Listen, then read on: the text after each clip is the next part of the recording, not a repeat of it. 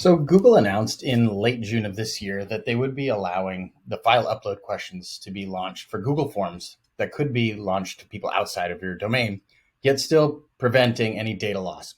So what does that mean for you? It now means you can create a quick Google form, like I did here, collecting things like what is some of the things I learned over the summer? What types of things do you want your kids to do? That way they don't have to be signed in their school account in order to upload a file. This was always a bit tricky when you were consulting with other districts or if you went on a field trip and you're asking for parents to upload photos of certain things.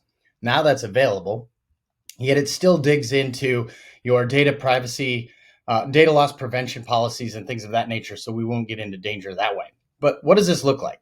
So I can go over to my personal side for a second, and I'm going to talk about Jen and Jess for a second. And a huge shout out, obviously, to Jess and Jen for sharing so much information about coaching relationships, the culture of coaching that they've experienced, and some of the wins they've had in their district so that it helps any of us coaches out there as well. That's one of the highlights of learning from ISTE from my takeaways. So hope you have some of those as well.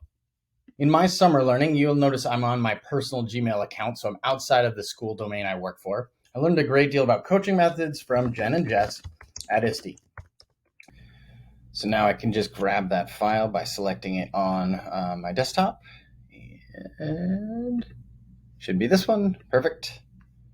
And upload that. And as soon as it loads up to upload, of course, now I can just submit.